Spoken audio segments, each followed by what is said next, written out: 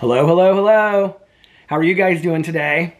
Okay, so it is September 1st, and I wanted to start off with a bang and do a video over here. So welcome to the bedroom. The summer linens will not be around for much longer because I'm gonna put on the fall linens and blankets soon.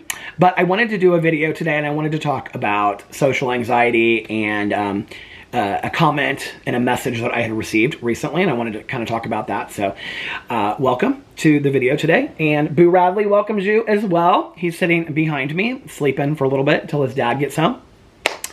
So this is the situation. I have talked about having social anxiety quite a bit on this channel, and I've also talked about it on my vlog quite a bit and on my Peterisms channel. And it's something that I've really struggled with for a really, really long time. In fact, in all honesty, if you go all the way back to my active addiction, I really believe that it was a big part of why I used, because if I was using and I was drinking or using some substance, then it made it more comfortable for me to interact with people, and I could be whoever you wanted me to be, and I could, you know what I'm saying, I could be as fun as you wanted me to be, and I didn't worry about what people were saying or what people were thinking about me, because I just didn't care, in all honesty. When I got sober, I kind of like just shut into myself a little bit and became like into this cocoon. And it's interesting because whenever I talk about this, people always say you come across as so extroverted, like you come across as this person that is just like so entertaining and extroverted and whatever. And I think that's because that's how you see me on camera when I'm sitting in the bedroom or sitting in the chair or on the front porch. And that's who I'm able to be in those moments. I'm able to be this fun person because it's really me and just one other person on the other side of the camera, and it feels very intimate. And it feels like a very small moment, and I really appreciate those moments. And YouTube has really helped me in overcoming much of my social anxiety because of that one-on-one connection that really, in all reality, is not one-on-one. It's really one on hundreds or one on thousands. And so when I look at it that way, like, it's like, okay, then it helps me realize that I'm speaking to it more than just one person. But when I'm sitting here filming, it just feels like I'm looking at myself. It just feels like I'm talking to one person, right? So, you know, this has been something that I have struggled with for quite some time. And like I said, I've done, you know, several videos on it. One of the ways that I kind of like got out of it and started working on it was that I would say no to everything, whether it was a wedding or a party or a baby shower or whatever. I would say, or birthday party, I would say no to everything to go to because I was just terrified. And really it was about fear of embarrassment, fear of saying the wrong thing, fear of doing the wrong thing, fear of being the wrong person, you know, whatever. I was terrified of all of it, and that I just would look like an idiot and people would think I was an idiot, and I didn't know what I was going to say. I didn't know what people thought about me. It was just all this fear ran around in my head, right? So I wouldn't participate in anything. And for, I would say, 2 to 3 years, yeah, Boo Radley, my husband went to parties and baby showers and weddings and everything by himself. There were a few things in there that I would go to, mostly like weddings, like very serious stuff, you know, holidays, obviously, I would go to. But much of it, I really, honestly, I felt like I couldn't. I would become like just so overwhelmed that I just felt like I couldn't. And, you know, he just was very compassionate and very kind and supporting me on that, even though it was like a struggle for him, because he was like, I'm coming up with lies to tell people about why you aren't attending these things because they really want you here. They really want you to come to their parties or whatever. So my friend Erin, she had a Halloween party every year. And she'd always ask me, and I would never go. And so one day, I think it was the day of or the day before the party, I was driving around with my friend Melissa, who is one of Erin's closest friends. And she said, are you coming to Erin's party? And I said, no. And I never talked to anybody about my social anxiety, really, except for Alex, my husband, and my therapist. And she said, why aren't you going to go? She really wants you to come. It really hurts her feelings that you never come every year.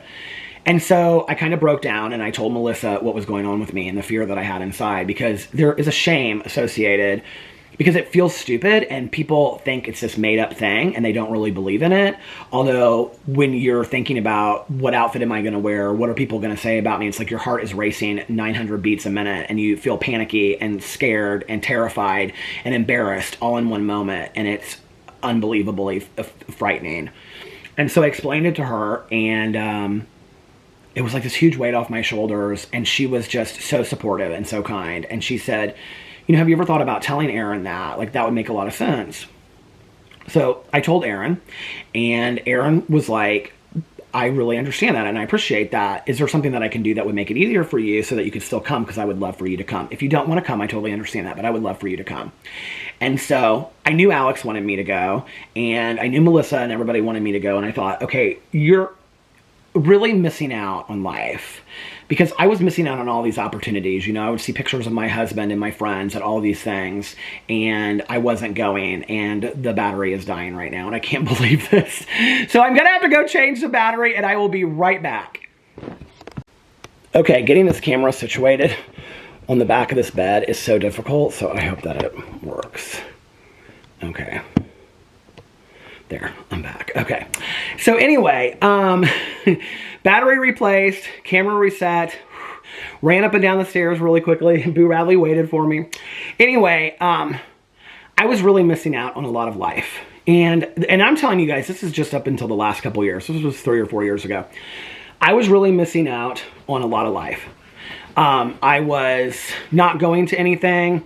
I wasn't even really going to a lot of dinners and things like that, unless it was just myself and my husband.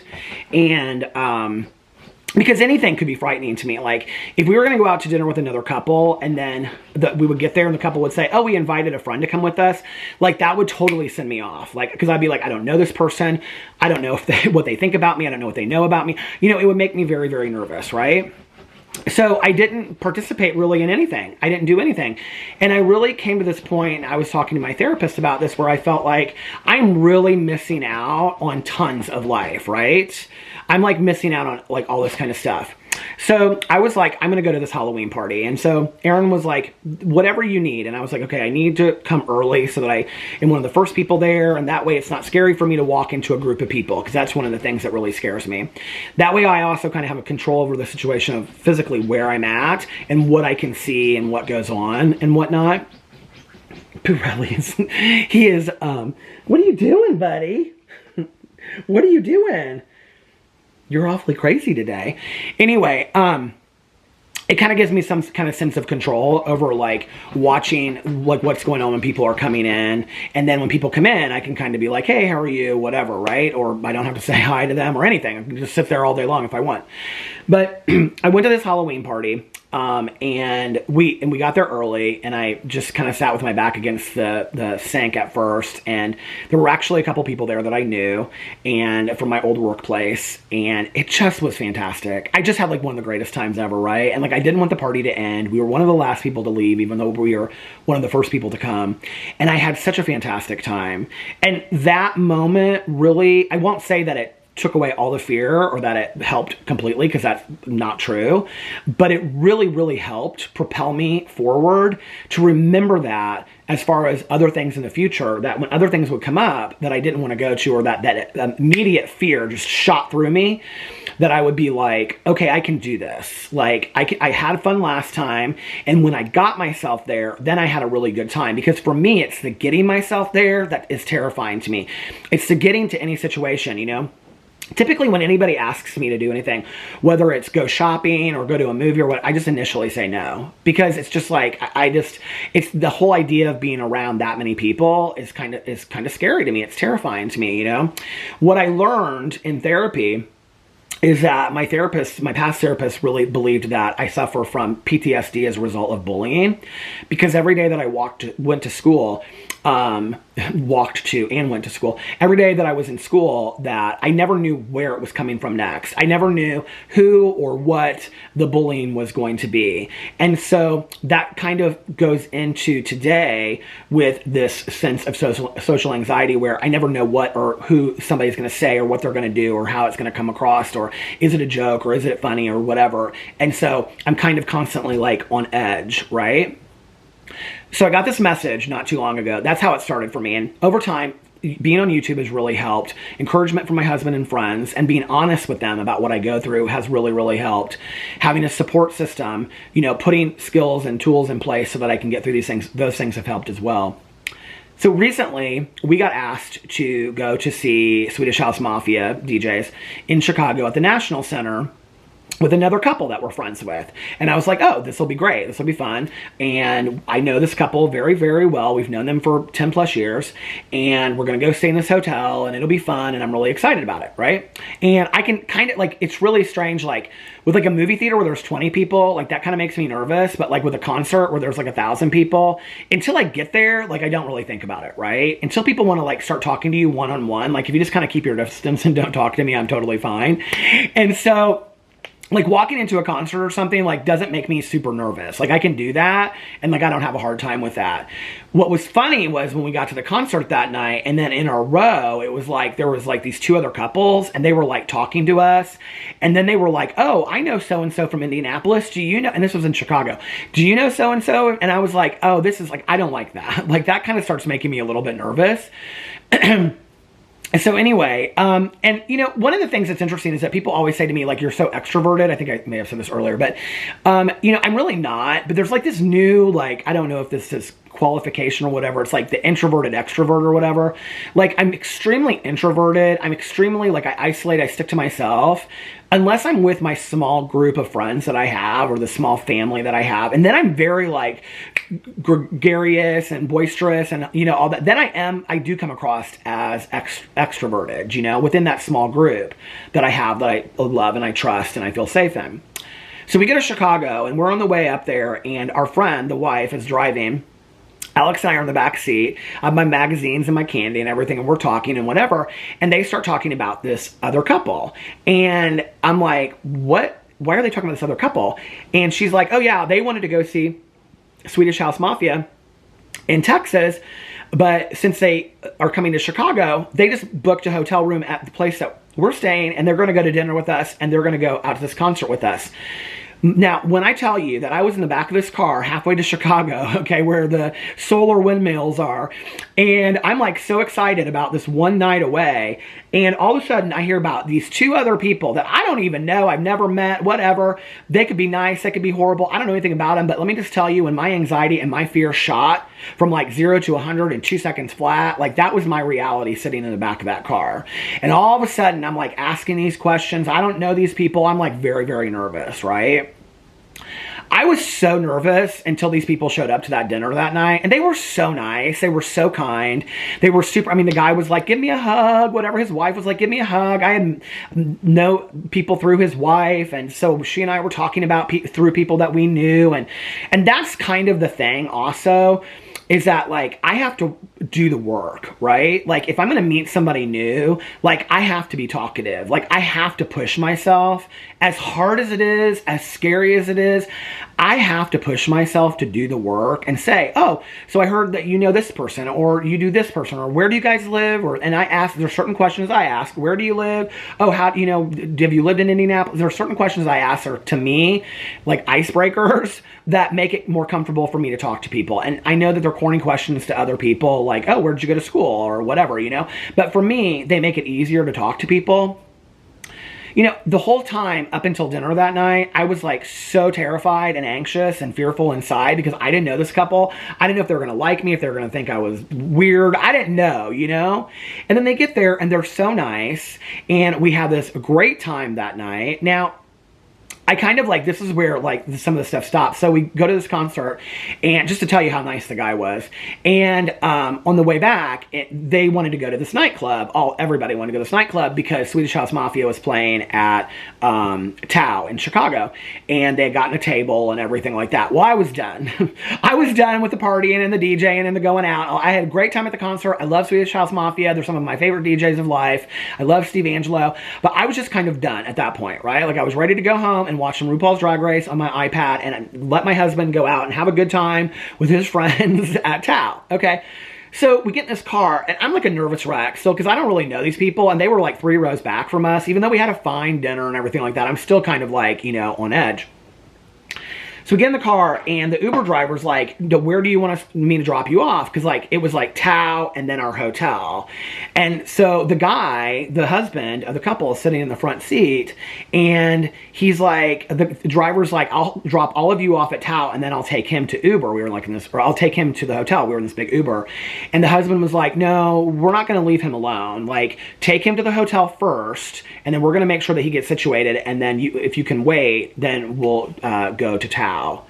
And I was like, in that moment, I was like, see, people, you got to give people the opportunity to be really nice and trustworthy. And this guy was so nice, you know, and just like was so concerned with the fact that I was going to make sure that I got back to the hotel okay and all this kind of stuff, you know. And that's where it's like those moments that really help me. We had brunch with them the next day. They were super nice, you know, and it was like, and that's a moment where I take that and I go, okay, like I was so scared for so much of like leading up to the moment of meeting them. And if I told them like I was so scared of you, they would probably be like, what are you talking about? I mean, they're just a normal couple. They're my age. I mean, the wife is my age and he's 15 years older than me, you know? So like they were just like really just average nice people, you know, that I put all this fear in because of thoughts in my head based on stuff that I've lived through in my life, you know. I don't want that to continue. I don't want that to be the rest of my life. I don't want to miss out on life with my husband, with my friends, with my family. I don't want to miss out on things anymore, you know, because it's just not worth it. But I'm the one that has to do the work. I'm the one that has to work with my therapist and saying, these situations make me scared, and talking to him about why that is, you know, and him giving me skills that I allow myself to use, you know. I have to allow myself to talk to people, friends and family, and be open with them about what I'm going through, because I don't want to continue to live that way. Because it's a lonely existence. Having social anxiety, whether you believe it exists or not, I'm telling you right now, it 100% exists, is a lonely, lonely, lonely existence. Because you're very, very comfortable isolating and not being around people. And the more you do it, the more comfortable you get. Because it's easy. It's easier to isolate than it is to push yourself to be around people, because that is the most fearful thing of all. And I'm so glad that I started pushing myself to do things. And I'm definitely not where I want to be, but I'm on the road to getting there. And one of these days, I know that I'll be even closer to where I want to be, you know? So it's just a little bit of work each time. And I have to force myself to do the work, because the payoff is for me. I'm the one that ends up winning in the long run. And if anybody else is out there and suffers or struggles with the same thing, you know, please find somebody to talk to, and, you know, get the help that you need. And there's great resources out there. And so anyway, let me know what you think about all of that in the comment section below. I love you guys, and I'll see you in my next video. Bye.